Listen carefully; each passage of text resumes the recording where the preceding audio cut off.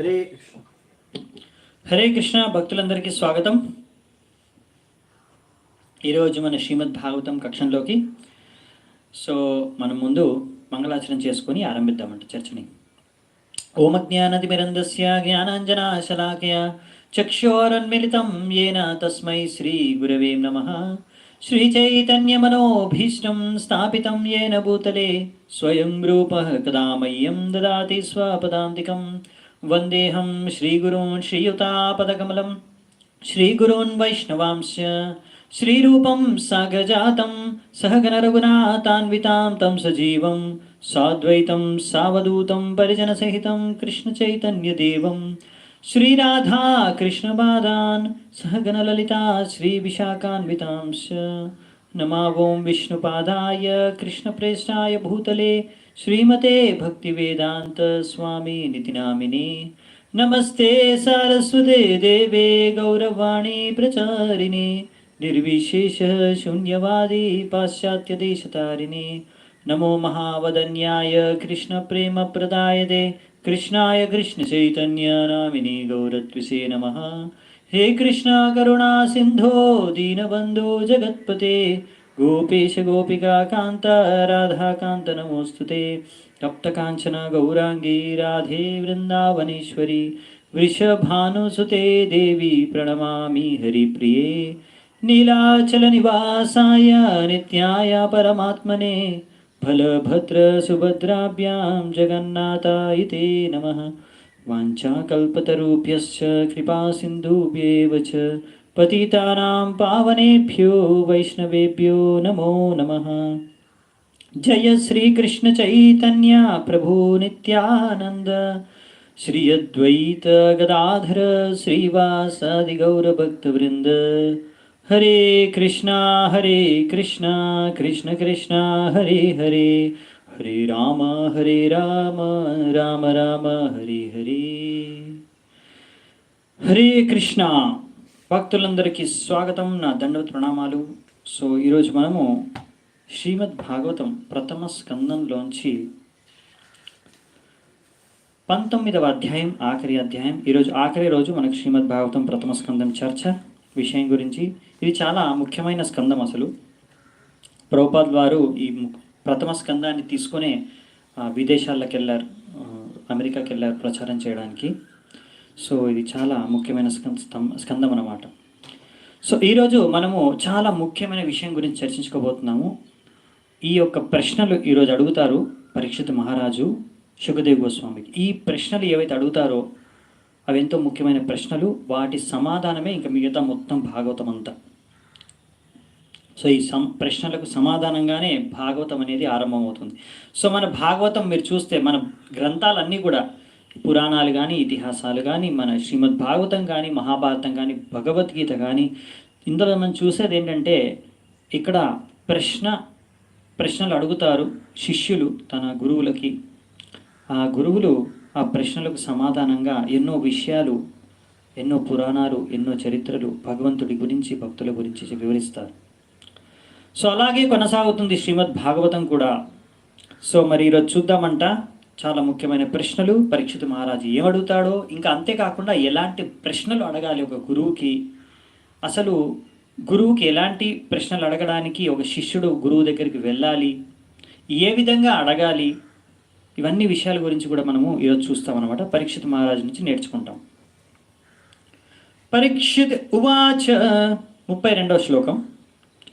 అహో అద్య వయం బ్రహ్మన్ సత్సేవ్యా క్షత్రబంధవః కృపయాతీతిరూపేణ భవద్భిస్తీర్థకాకృతః. ఎంతో భాగ్యశాలి అయిన ఇక్కడ పరీక్షితుడు అడుగుతున్నాడు శుకదేవ్ గోస్వామి, అంటే చెప్తున్నాడు శుకదేవ్ గోస్వామితో ఇలా అంటున్నాడు. ఏమని?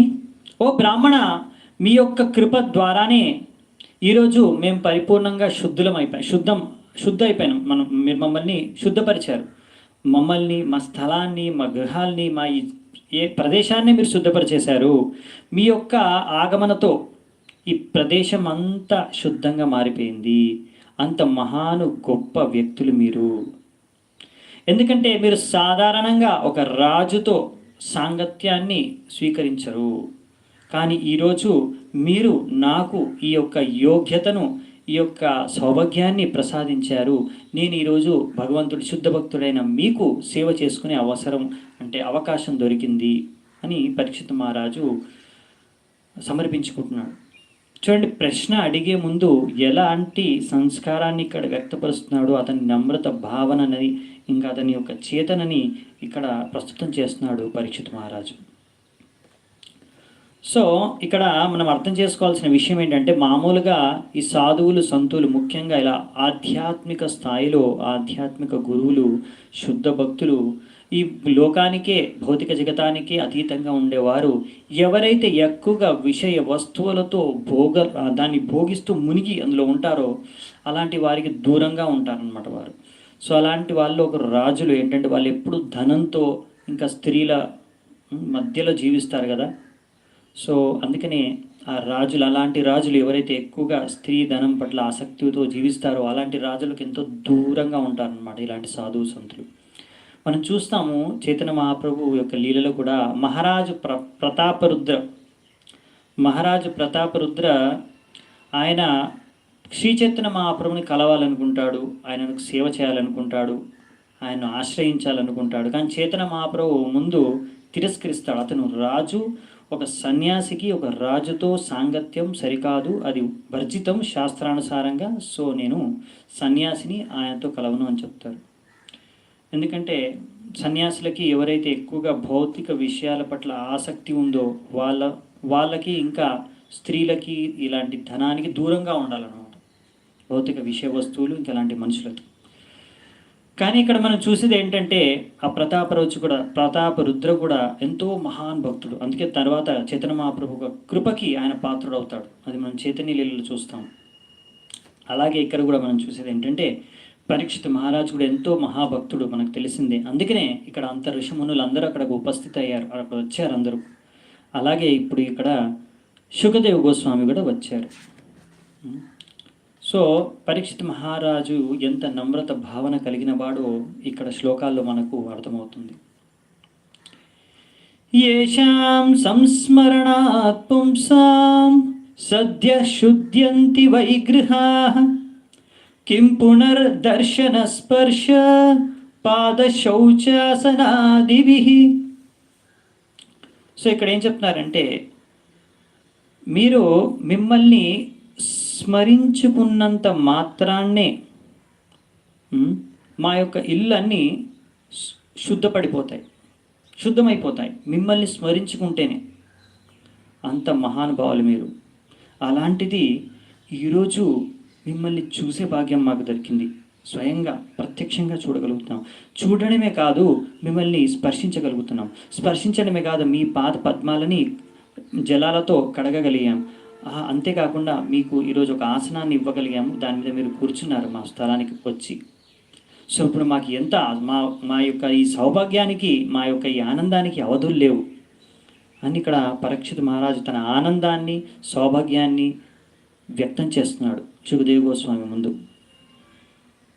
ఇది పరీక్షిత్ మహారాజు యొక్క చేతన. సో మనం ముందు కూడా ఒకసారి చర్చించుకున్నాము, ఈ యొక్క భగవంతుడి యొక్క శుద్ధ భక్తులు సాధువులు సంతులు ఎక్కడైతే వస్తారో ఆ ప్రదేశమే తీర్థస్థలంగా మారిపోతుందన్నమాట. ఈ విషయం కూడా మళ్ళీ ఒకసారి కూడా అక్కడక్కడ వస్తుంది, భాగవతంలో చూస్తామంట.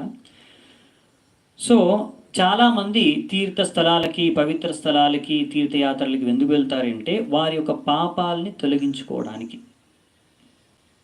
అలాంటి వాళ్ళ పాపాలన్నింటిని అక్కడ ఎత్తేసి అలాంటి పవిత్ర స్థలాల్లో తీర్థస్థలాల్లో వాళ్ళ పాపాలన్నీ వదిలేసి వాళ్ళు శుద్ధపరచుకొని వచ్చేస్తారు ఇంటికి తిరిగి. కానీ అలాంటి స్థలాల పవిత్రతను శుద్ధతను అలా నెలకొల్పేది ఆ యొక్క పాపాల నుంచి కూడా సంపూర్ణంగా దాని ప్రభావం నుంచి కూడా ఏమాత్రం ప్రభావితం కాకుండా ఆ పవిత్రతను నెలకొల్పేది ఆ యొక్క స్థలాన్ని ఎవరు అంటే ఈ యొక్క భగవంతుడి యొక్క శుద్ధ భక్తులు.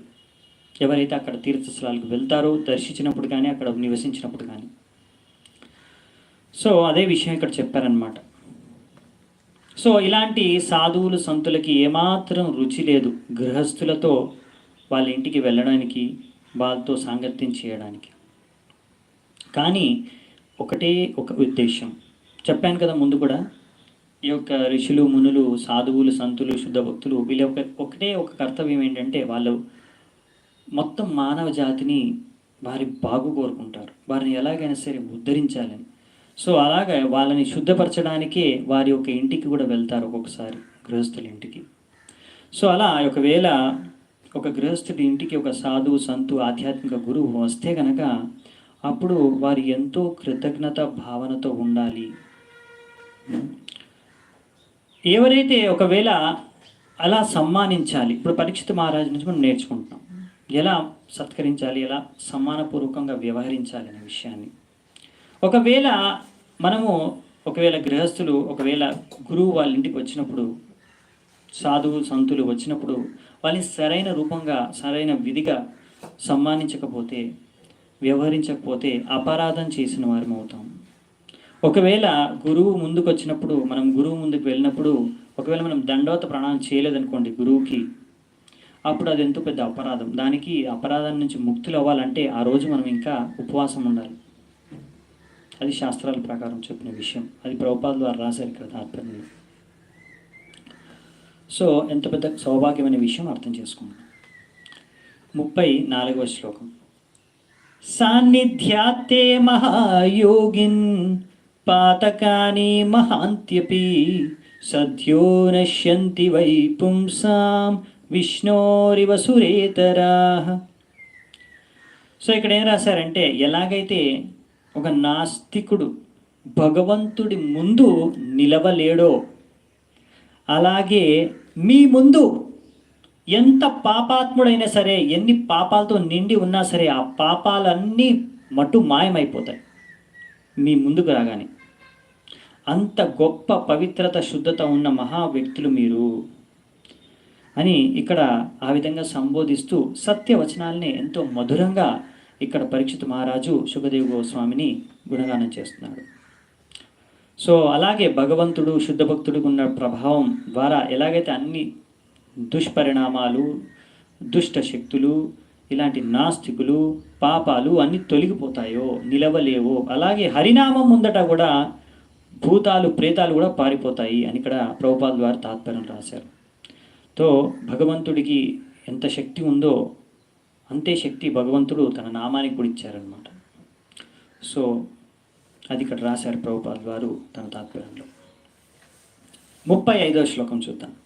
అపి మే భగవాన్ ప్రీతః కృష్ణః పాండుసుత ప్రియః పతిర్స్వసేయ ప్రీత్యర్థం తద్గోత్ర స్యాత్త బాంధవః.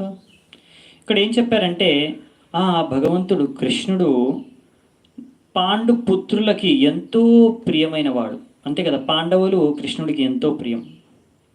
అందుకనే నేను ఆ పాండవులకి బంధువుని కనుక నన్ను కూడా భగవంతుడు స్వీకరించి అనుగ్రహించాడు ఈరోజు.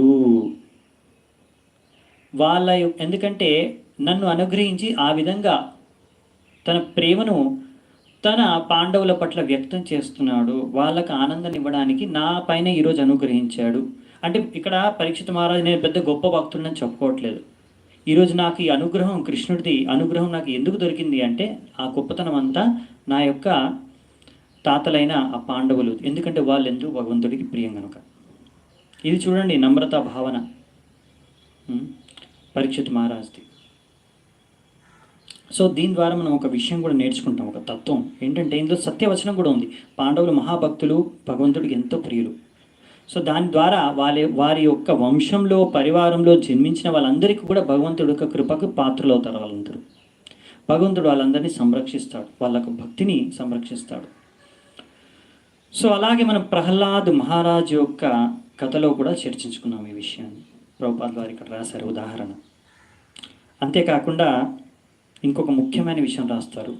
ఏం రాస్తారంటే, ఒకవేళ అంటే భగవంతుడు అలా ఒక వ్యక్తి ఒక శుద్ధ భక్తుడైతే వాళ్ళ యొక్క శుద్ధ భక్తుడికే కాదు, వాళ్ళ యొక్క మొత్తం పరివారానికి, వంశానికే ఆయన యొక్క కృపా సంరక్షణ అనేది వారిపై ఉంటుంది. సో అందుకనే ఒక వ్యక్తి అంతకన్నా అన్నిటికన్నా ఎక్కువ మేలు తన వంశానికి, తన కుటుంబ సభ్యులకి చేయాలి అనుకుంటే, నేను మా కుటుంబ సభ్యులకి ఏదో మంచి చేయాలనుకుంటున్నాను, అన్నిటికన్నా మంచి, అన్నిటికన్నా పెద్ద మేలు ఏది? మీ కుటుంబ సభ్యులకు మీరు చేయగలిగిన అన్నిటికన్నా ఎక్కువ మంచి మేలు అంటే అది మీరు శుద్ధ భక్తులై, మీరు శుద్ధ భక్తిని పాటించు. ఎందుకంటే ఒక్క వ్యక్తి కూడా, మీరు ఒక్క వ్యక్తి ఒకవేళ ఒక కుటుంబంలో ఒక్క వ్యక్తి అయినా భక్తుడిగా మారాడు అనుకోండి, ఆ కుటుంబ సభ్యులందరిపైన భగవంతుడి కృప అనేది ఉంటుంది. సో అందుకనే మనకు ఇక్కడ ప్రభుపాదుల వారు రాశారు ఏంటంటే, అందుకనే అలాంటి ఒక వ్యక్తి ఒకవేళ శుద్ధ భక్తుడై ఒకవేళ భగవంతుడికి సంపూర్ణంగా సమర్పించుకుంటే, తన కుటుంబాన్ని త్యాగం చేసేసి, తన పరివారాన్ని త్యాగం చేసేసి, అప్పుడు అలాంటి వ్యక్తికి ఏమాత్రం బెంగపడాల్సిన అవసరం లేదు తన కుటుంబ సభ్యులకు ఏమవుతుంది అని. ఎందుకంటే భగవంతుడు సంపూర్ణంగా సమర్పించుకొని భగవంతుడి సేవ కోసం ఆయన ఆశ్రయించినప్పుడు, భగవంతుడు శుద్ధ భక్తి చేసుకోవడానికి, అప్పుడు భగవంతుడు వాళ్ళందరినీ సంరక్షిస్తాడు. ఇది పరీక్షిత్ మహారాజు విషయంలో కూడా మనం చూస్తున్నాం. ఉదాహరణగా పరీక్షిత్ మహారాజు అందరు కుటుంబ సభ్యుల్ని త్యాగం చేసేసి, పరివారాన్ని త్యాగం చేసేసి సంపూర్ణంగా ఇప్పుడు ఇక్కడ భగవంతుడికి శరణాగతుడు అవ్వాలనే ఉద్దేశంతోనే ఇక్కడ గంగా నది వద్దన కూర్చున్నాడు. అవునా? సో ఇప్పుడు ఈ కృప నాకు కృష్ణుడు ఎలా కలిగించాడు? మీ ద్వారా. మీరు రావడం అనేది భగవంతుడి కృప నా మీద అనే విషయాన్ని ఇప్పుడు వ్యక్తం చేస్తాడు 36వ నంబర్ శ్లోకంలో. అన్యతా తే వ్యక్తగతేర్ దర్శనం న కథం నృణాం నితరాం మ్రియమానానాం సంసిద్ధస్య వనీయసః. ఎందుకంటే ఒకవేళ భగవంతుడి కృప కాకపోతే మీరు ఈరోజు నా ముందుకు రావడం ఎలా? అసంభవం ఇది. ఎందుకంటే మీరు ఇచ్ఛానుసారంగా మొత్తం భూమి మీద అంతా ఎక్కడైనా భ్రమిస్తూ ఉంటారు. అలాంటిది నేను ఇలాంటి మృత్యు సమయంలో, నేను మృత్యుకి దగ్గరగా ఉన్న సమయంలో, ఎంతో అవసరమైన సమయంలో నాకు ఇలా హఠాత్తుగా అసలైన సమయంలో మీరు ఇక్కడ చేరుకోవడం అనేది భగవంతుడి కృప. అంతే. భగవంతుడు మీకు ప్రేరణ ఇచ్చాడు లోపల నుంచి, అందుకే మీరు ఇక్కడికి రాగలిగారు. ఇది భగవంతుడి కృప నా మీద అని ఇక్కడ పరీక్షిత్ మహారాజు చెప్పుకుంటున్నాడు. ఈ విషయం నుంచి మనం ఏం నేర్చుకుంటాము? చూడండి, ఎవరైనా భక్తుడు, ఇక్కడ పరీక్షిత్ మహారాజు ఎంతో శుద్ధతో భక్తి చేసుకున్నాడు. అలా ఎవరైనా సరే శుద్ధ భక్తిని చేసుకున్నారనుకోండి, సరైన ఇచ్ఛను మనసులో ఉందనుకోండి భగవంతుడిని చేరుకోవాలని, అప్పుడు భగవంతుడు వాళ్ళకి మార్గదర్శనం చేస్తారు. భగవంతుడు వాళ్ళని గురువు దగ్గరికి పంపిస్తాడు, లేకపోతే గురువునే వారి దగ్గరికి పంపిస్తాడు. సో భగవంతుడి కృప ద్వారా మీకు గురువు లభిస్తాడు. సో ఎవరికైనా అలా ఒక ప్రామాణికమైన ఆధ్యాత్మ గురువు లభిస్తే, వారి కృప అనుగ్రహం లభిస్తే, మనం అర్థం చేసుకోవాల్సింది ఏంటంటే అది భగవంతుడి అనుగ్రహం అని ఆయన రాశారు ఇక్కడ ప్రభుపాదుల వారు. అలాగే ఆ గురువు యొక్క అనుగ్రహం ద్వారానే మనం భగవంతుడిని చేరుకోగలం. అంటే భగవంతుడి అనుగ్రహం ద్వారా గురువు మనకు దక్కుతాడు. మన జీవితంలో గురువుని మనము పొందుతాము. ఆ గురువు యొక్క ఆదేశాలని అనుసరించి, ఆ గురువు యొక్క మార్గదర్శనాన్ని మనం స్వీకరించి ఎప్పుడైతే పాటిస్తామో మనం భగవద్ధామానికి వెళ్ళి ఆ భగవంతుడిని చేరుకోగలం. ఇది విజ్ఞానం అన్నమాట. ఈ భాగవతం నుంచి మనం నేర్చుకునే విజ్ఞానం ఈ శ్లోకంలో ఈ యొక్క గూఢతత్వాన్ని పరీక్షితుడు వ్యక్తపరుస్తున్నాడు. ఆ భగవంతుడి కృప ద్వారానే ఈరోజు మీలాంటి గొప్ప గురువు, ఆధ్యాత్మిక గురువు నా ముందుకు వచ్చారు అని. ఓకే. సో 37వ శ్లోకం. అతః పృచ్ఛామి సంసిద్ధిం యోగినాం పరమం గురుం పురుషస్యేన యత్కార్యం మ్రియమాణస్య సర్వతా. సో మీరు ఎంతోమంది ఋషి మునులకే గురువు మీరు. అందుకనే నేను ఈరోజు మిమ్మల్ని యాచిస్తున్నాను, ప్రార్థిస్తున్నాను, ప్రశ్నిస్తున్నాను. నా యొక్క ఈ ప్రశ్నకు జవాబు ఇవ్వండి. సంపూర్ణ మానవ జాతికి మరియు ముఖ్యంగా నాలాంటి వారికి, ఇప్పుడు చనిపోయేవారు, చావుకు దగ్గరగా ఉన్న నాలాంటి వారికి, ఇంకా సంపూర్ణ మానవ జాతికి వాళ్ళ జీవితాన్ని సార్థకం చేసుకోవాలనే దానికి ఉత్తమమైన మార్గదర్శనం మాకు చూపించండి. అని ప్రశ్నను అడుగుతున్నారు. ఎవరు? పరీక్షిత్ మహారాజు శుకదేవ్ గోస్వామికి. చూడండి, ఈ ప్రశ్న పరీక్షిత్ మహారాజు ఏదైతే శుకదేవ్ గోస్వామికి అడుగుతున్నాడో ఇది ఒక్క పరీక్షిత్ మహారాజుకి మాత్రమే లాభదాయకం కాదు, ఇది మనందరికీ లాభదాయకం. మనందరి గురించి కోరి పరీక్షిత్ మహారాజు అడుగుతున్నాడు, మనందరి కోసం అడుగుతున్నాడు, తన కోసం మరియు మనందరి కోసం.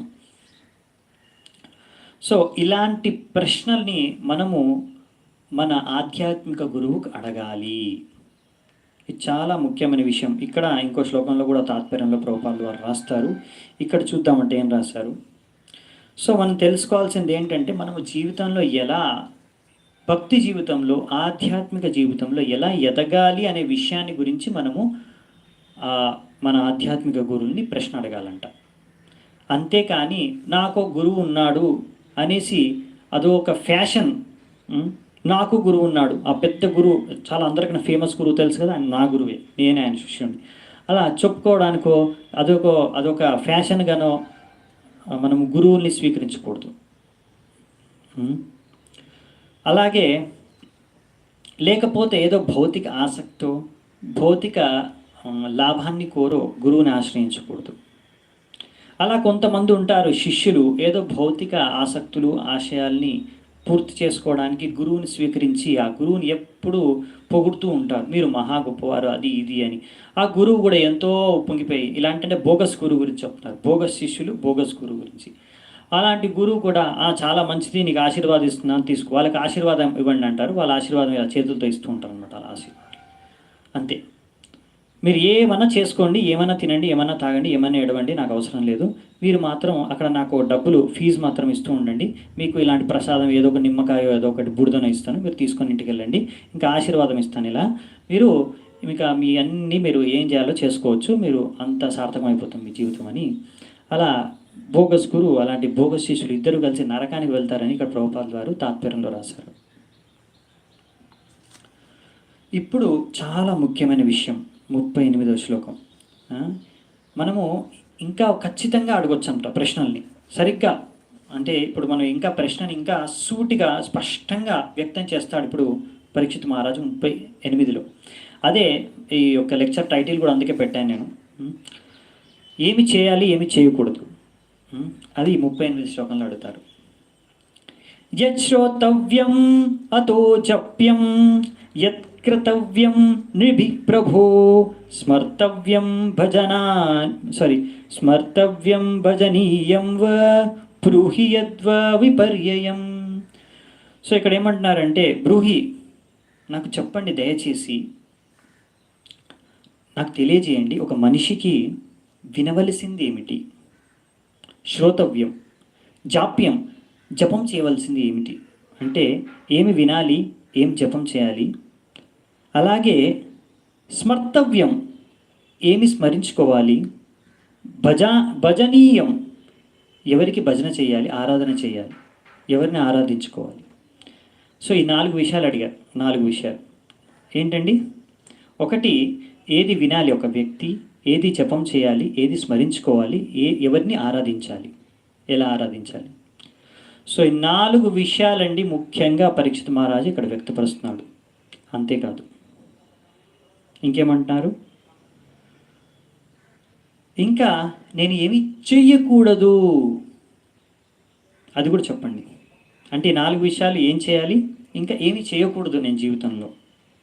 ఇప్పుడు అలాగే నేను ఇంకా మొత్తం మానవ జాతి వారి యొక్క జీవితాన్ని సార్థకం చేసుకోవాలి అంటే మనిషి ఏమి చేయాలి, ఏమి చేయకూడదు అనే విషయాన్ని ఇక్కడ స్పష్టంగా అడుగుతున్నాడు అన్నమాట పరీక్షిత్ మహారాజు శుకదేవ్ గోస్వామి. ఇలాంటి ప్రశ్నలు మనం అడగాలి.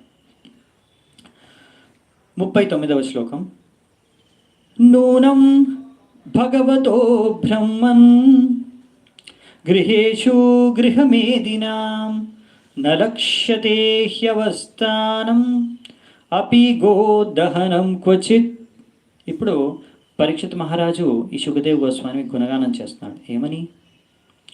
ఎంతో శక్తిశాలి బ్రాహ్మణుడు అయిన నువ్వు, నేను విన్నది ఏంటంటే మీ గురించి, మీరు ఎక్కడ ఒక చోట ఎక్కువసేపు గడపరు, మీరు ఒక ఇంటికి వెళ్ళాలంటే ఒక చోటుకి, అక్కడ ఎంతసేపు అయితే గో దహనం అంటే గోవు నుంచి, ఆవు నుంచి పాలు పిండుతారు కదా, ఆ పాలు తీసే సమయం ఎంతసేపు, అంతసేపు కానీ ఎక్కువసేపు మీరు అక్కడ నిలబడాలని నేను విన్నాను. మరి అటువంటిది ఈరోజు మీరు ఇక్కడ నాకు కృప చేయడానికే వచ్చారు. సో ఇక్కడ రెండు విషయాలు ప్రభుపాద వారు దీని ద్వారా మాకు నేర్పిస్తున్నారు తాత్పర్యంలో. ఒకటి ఏంటంటే, సాధువులు సంతువులు అలా గృహస్థులు వాళ్ళ ఇంటికి వెళ్ళినప్పుడు వాళ్ళు అక్కడ ఏ సాధువు సంతు ఏ గురువు వచ్చినా స్వామి వచ్చినా కానీ అప్పుడు ఆ గృహస్థులు కనీసం పాలన్న ఇచ్చేవారంట వాళ్ళకి. ఎందుకంటే ముందు కాలంలో ప్రతి గృహస్థుడు తన ఇంట్లో కనీసం ఒక ఎంత లేదన్నా 10 ఆవుల్ని పోషించేవారంట, పాలించేవాళ్ళంట ఒక్కొక్క గృహస్థుడు.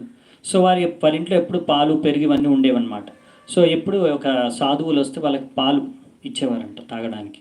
ఎందుకంటే సాధువులు ఎక్కువగా పాలు తాగుతారు. ఎందుకంటే పాలు తాగడం ద్వారా పాలు ఏవైతే ఉన్నాయో ఆవు పాలు, అందులో అన్ని పౌష్టిక విలువలు ఉంటాయన్నమాట. ప్రభుపాద ద్వారా రాశారు.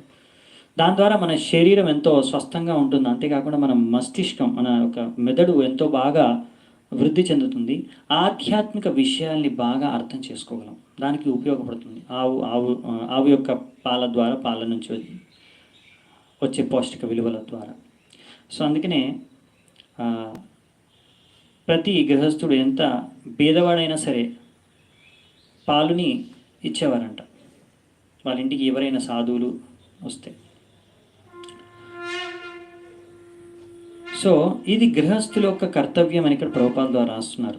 గృహస్థుల యొక్క కర్తవ్యం ఏంటి అంటే, ఎలాగైతే ఇంట్లో గృహస్థులు వాళ్ళ పిల్లల్ని పోషిస్తారో, పాలన పోషణ చూస్తారో, అలాగే సాధువులు సంతువులు ఇలాంటి శుద్ధ భక్తుల యొక్క పాలన పోషణ కూడా చూసే బాధ్యత గృహస్థులదంట. ఇక్కడ రాశారు ప్రభుపాద ద్వారా. ఎందుకంటే సాధువులు వీళ్ళు ఇలాంటి సుఖదేవ గోస్వామి వంటి సాధువులు వీరు వారి యొక్క జీవన విధానానికి జీవించడానికి వారి గురించి వాళ్ళు ఎప్పుడు ఆలోచించరు. వారి జీవితం వాళ్ళు తినడానికి కోసం అని వాళ్ళు ఎప్పుడు పనిచేయరు. వాళ్ళ జీవితాంతం అంతా సంపూర్ణ మానవ జాతి కళ్యాణం కోసం, ఈ భగవంతుడి యొక్క సందేశాన్ని ప్రచారం చేయడం కోసం మొత్తం సమయాన్ని కేటాయిస్తారు. అందుకే వారి గురించి వాళ్ళకి ఆలోచించుకోవడానికి, వారి అవసరాల గురించి వాళ్ళు ఆలోచించరు. సో అందుకనే ఇది గృహస్థుల యొక్క కర్తవ్యం ఏంటంటే, వాళ్ళ ఆ యొక్క పాలన పోషణ చూడడం అని ఇక్కడ ప్రభుపాద ద్వారా రాశారు. సో ఇలాంటి మహాభక్తులైన సుఖదేవ్ గోస్వామి లాంటి సాధువులు ఒక గృహస్థులు వాళ్ళ ఇంటికి వెళ్ళడం అనేది చాలా అరుదు. సో అలా ఒకవేళ ఎవరైనా గురువులు కానీ సాధువులు కానీ గృహస్థుల ఇంటికి వెళ్తే, ఒకవేళ మీ ఇంటికి ఎవరైనా వస్తే మీ గురువు కానీ సాధువులు కానీ, అప్పుడు మనము ఎంతో బుద్ధితో గృహస్థులు ఏం చేయాలి అంటే వాళ్ళ నుంచి మనము వాళ్ళ సాంగత్యాన్ని స్వీకరించాలి. ఎలాగంటే వాళ్ళ నుంచి కొంచెం ఆధ్యాత్మిక బోధనలను మనము వారి నుంచి స్వీకరించాలి. వాళ్ళని అడిగి తెలుసుకోవాలి ఆధ్యాత్మిక విషయాల గురించి, భగవంతుడి విషయాల గురించి, భక్తి గురించి. అలా మనము వాళ్ళ యొక్క లాభాన్ని మనము పొందవచ్చు. అంతేకాని మూర్ఖంగా బయట బజారులో దొరికే విషయాల గురించి, జరిగే విషయాల గురించి మాట్లాడకూడదు, అడగకూడదు అని ఇక్కడ రాశారు. ఒకసారి ప్రభుపాదుల వారు ఒక ప్రోగ్రాం ఇచ్చారనమాట. నాకు తెలిసి అది మద్రాసులోనో నెల్లూరులోనో ఒక దగ్గర ప్రోగ్రాం ఇచ్చారు, దక్షిణ భారతంలోనే. ఆ ప్రోగ్రాం తర్వాత ఆయన శిష్యులతో, సన్యాసి శిష్యులతో ట్రైన్ ఎక్కి వెళ్ళిపోతున్నారు. సో ఆ ట్రైన్లో కంపార్ట్మెంట్లో కూర్చున్నారు. 2 వ్యక్తులు చాలా ప్రేరణ పొంది ప్రభుపాద ద్వారా ఆశీర్వాదం తీసుకోవడం చాలా ముఖ్యం, అంత మహాన్ వ్యక్తులని. అంటే వాళ్ళు ఇంకా భక్తులు కాదు, సాధారణ ప్రజలే. సో 2 వ్యక్తులు ఆ ట్రైన్లోకి దూరేశారనమాట. సో ఆ కంపార్ట్మెంట్లో వచ్చేసి ప్రభుపాద ద్వారా ముందుకు వచ్చేసి, స్వామీజీ మీరు మాకు ఆశీర్వదించండి, మాకు ఆశీర్వాదం కావాలి, మీ ఆశీర్వాదం. ఎందుకంటే మీ ఆశీర్వాదం వలన మేము ఎంతో ఉన్నతి పొందగలం మా జీవితంలో, మాకు మీ ఆశీర్వాదం ఉంటే చాలు, మీరు కొద్దిగా ఆశీర్వదించండి అంతే, మీ ఆశీర్వాదం తీసుకోవడం కోసం మీ దగ్గరకు వచ్చామండి. సో ప్రభుపాదులు వారు అన్నారు, నేను ఆశీర్వాదం ఇచ్చే బాబాజీ స్వామీజీని కాదు, మీరు కావాల్సిన ఆశీర్వాదం ఇచ్చే, నేను ఆశీర్వాదం ఇచ్చాను అనుకోండి. ఇక్కడ చూస్తున్నారా మీరు, వీళ్ళందరూ సన్యాసి దండ తీసుకొని ఉన్నారు. సో మీరు కూడా ఇలాగ మారిపోతారు. మరి నా ఆశీర్వాద ప్రభావం అది, ఇవ్వమంటారా ఆశీర్వాదం అని ప్రభుపాదులు వారు అన్నారు. సో ఆ వ్యక్తులు భయపడిపోయారు, అమ్మో మాకేదో భౌతిక వాళ్ళ ఆశయాలు ఆసక్తులు అవి వృద్ధి అవ్వాలని, అవి సంపూర్ణం అవ్వాలనేసి వాళ్ళు ఆశీర్వాదం కోసం వచ్చారు. సో అందుకే మనము మన యొక్క భౌతిక ఆశయాలు భౌతిక ఆసక్తుల్ని పూర్తి చేసుకోవడానికి వాటిని పూర్తి చేసుకోవడానికి అడగకూడదు ఆశీర్వాదం. మన స్వామీజీ మా అబ్బాయికి పెళ్ళి అయిపోయి మాకు మంచి జాబు దొరకడానికి, లేకపోతే మాకు మంచి బిజినెస్ బాగా నడవాలని ఆశీర్వదించండి. మీరు ఆశీర్వదిస్తే ఇవన్నీ భౌతిక నా ఇచ్చలు కోరికలన్నీ తీరిపోతాయి. దానికోసం మీరు అడగకూడదు. అలాగే నాకు ఈ రోగం వచ్చింది, మీరు ఆశీర్వదిస్తే రోగం నయం అయిపోతుంది, కొంచెం మీరు నాకు ఆశీర్వదించండి.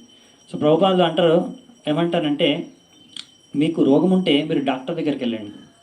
ఆసుపత్రి ఉంది, హాస్పిటల్స్ ఉన్నాయి చాలా. ఆసుపత్రికి వెళ్ళి అక్కడ డాక్టర్ ఉంటాడు, వైద్యుడు ఉంటాడు, ఆయన అడగండి, ఆ రోగాన్ని నయం చేస్తారు. దానికోసం మీరు ఆధ్యాత్మిక గురువు దగ్గర రావాల్సిన అవసరం లేదు. మీకు ధనము సంపత్తి బంగారం కావాలంటే బంగారం షాప్ ఉంటుంది, వెళ్ళండి అక్కడ కొనుక్కోండి. దానికోసం ఆధ్యాత్మిక గురువు దగ్గర రావాల్సిన అవసరం లేదు. సో ఇలా భౌతిక విషయాలు వస్తువులు ఆశయాల గురించి పూర్తి చేసుకోవడానికి ఆధ్యాత్మిక గురువు దగ్గరికి రాకూడదు. దానికోసం ఆశీర్వాదం అడగకూడదు. సో ఆ విషయాలు మనం తెలుసుకోవాలి. సో దేని విషయాలు మనం ప్రశ్నలు అడగాలి, దేనికోసం మనం ఆశీర్వాదం అడగాలి, మన ఆధ్యాత్మిక ఉన్నతి గురించి భక్తి మార్గంలో ఎదగడానికి. సో శ్రావణి మాతాజీ రాస్తున్నారు, హైదరాబాద్ నాంపల్లి స్టేషన్లో ఈ యొక్క ఘటన జరిగింది అని. ఓకే, నాకు ప్లేస్ గుర్తులేదు, దక్షిణ భారతంలో జరిగింది, చాలా రోజుల కింద చదివాను అది నేను ప్రభుపాదుల లీలలో. సో అదనమాట. సో మనము ఎలాంటి ఆశీర్వాదాన్ని అడగాలి, ఎలాంటి ప్రశ్నలను ఒక ఆధ్యాత్మిక గురువుని అడగాలి అనే విషయాన్ని ఇక్కడ రాశారు. సో లాస్ట్ శ్లోకం చూసి ఈరోజు ఒక చర్చను ముగిద్దామంట. సూత ఉవాచ ఏవం అభాషిత పృష్టః సరాజ్ఞా శ్లక్షణయా గిరా ప్రత్యభాషత ధర్మజ్ఞో భగవాన్ బాదరాయణి. సో ఇక్కడ సూత గోస్వామి వారు అంటున్నారు, అలా ఆ పరీక్షిత రాజు అలా ప్రశ్నలు అడిగి ఎంతో మధురమైన భాషలో ఎంతో వినమ్రత భావనతో శుకదేవ్ గోస్వామి ప్రశ్నలు అడిగిన తర్వాత ఆ మహాశక్తిశాలి ప్రభావశాలి అయిన ఆ వ్యాసపుత్రుడైన శుకదేవ్ గోస్వామి ఆయనకు అన్ని గూఢ తత్వాలు, ధర్మం గురించి, జీవితం గురించి ఎన్నో గూఢ విషయాలు, ఆధ్యాత్మిక గురించి తెలిసిన ఆ శుకదేవ్ గోస్వామి ఆ ప్రశ్నలకు సమాధానం ఇవ్వడం మొదలుపెట్టాడు అనే విషయం ఆ శ్లోకంతో ఈ యొక్క అధ్యాయం ముగుస్తుంది. సో మనం వచ్చే స్కందము, వచ్చే అధ్యాయము ఈ ప్రశ్నలకు జవాబుతో శ్రీమద్ భాగవతం శుకదేవ్ గోస్వామి ముఖం ద్వారా ఆరంభమవుతుంది. కానీ ముందే చెప్తాను మీకు, అందులో చాలా తత్వ విషయాలు, ఎంతో భౌతిక జీవితాన్ని ఎంతో ఖండించే విధంగా, ఎంతో స్ట్రాంగ్గా చెప్పాలంటే శుకదేవ్ గోస్వామి వారు ముందే మాట్లాడేస్తారు. ఎలాగైతే శరణాగతుడు అవ్వగానే అర్జునుడు కృష్ణుడు గట్టిగా చెప్పేస్తారు కదా, అతన్ని ఒక రకంగా స్ట్రాంగ్గా చెప్తారు కదా, నువ్వు మూర్ఖుడిలా వ్యవహరిస్తున్నావు, ఇది మూర్ఖత, ఇలా ఉండకూడదు, అలా ఉండాలి, సో అసలు ఆత్మతత్వాన్ని అర్థం చేసుకోవాలి నువ్వు అని. సో అలాగే ఇక్కడ కూడా శుకదేవ్ గోస్వామి మహారాజు మనకు మంచి తత్వ బోధనలతో ఆరంభిస్తారు. శ్రీమద్ భాగవతం 2వ స్కందంలో మనకి లీలలు ఎక్కువగా ఉండవండి, చాలా తక్కువ లీలలు ఉంటాయి. కొన్ని లీలలు ఉంటాయి సృష్టికి సంబంధించి, కానీ భగవంతుడి లీలలు ఇంకా వచ్చే స్కందాల్లో ఎక్కువగా వస్తాయి, భగవంతుడి భక్తుడి లీలలు. ఓకే, సో ఇక్కడ మనం ముగిద్దాము. సో రేపు రథయాత్ర, చాలా పవిత్ర దినము. సో రేపు మనము మీరు మీ యొక్క ఇష్టాన్ని వ్యక్తపరచవచ్చు. రేపు రథయాత్ర గురించి చర్చించుకుందామంటే రేపు రథయాత్ర గురించి చర్చించుకొని తర్వాత మనము భాగవతాన్ని 2వ స్కందాన్ని ఆరంభించవచ్చు. లేదు అంటే మరి 2వ స్కందాన్ని కూడా ఆరంభించవచ్చు. చాలామంది ఉన్నారనుకుంటా ఆన్లైన్లో ఈరోజు. ఇప్పుడే చెప్పేస్తే నేను డిసైడ్ చేస్తాను రేపటికల్లా.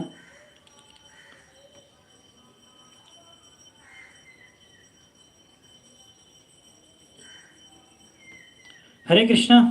సో మరి మనము రేపు రథయాత్ర గురించి చర్చించుకుందామా? మన భగవంతుడు జగన్నాథుడు కథ, లేకపోతే ఆ, ఓకే, సుకాంతి లక్ష్మీప్రియ మాతాజీ రథయాత్ర, భగవంతుడు జగన్నాథుడి కథ, రథయాత్ర ఎలా స్టార్ట్ అయింది ఫస్ట్. ఓకే, చాలామంది రథయాత్ర అడుగుతున్నారు. ఓకే, రేపు నేను రథయాత్రకు సంబంధించి అంటే భగవంతుడు జగన్నాథుడు ఆవిర్భావానికి సంబంధించి చర్చించుకుంటాను. కానీ అది అరగంటలో అయిపోదు అనుకుంటా, చూద్దాము. ఒకవేళ అరగంటలో మోస్ట్లీ అవ్వదు, అది కొంచెం టైం పడుతుంది.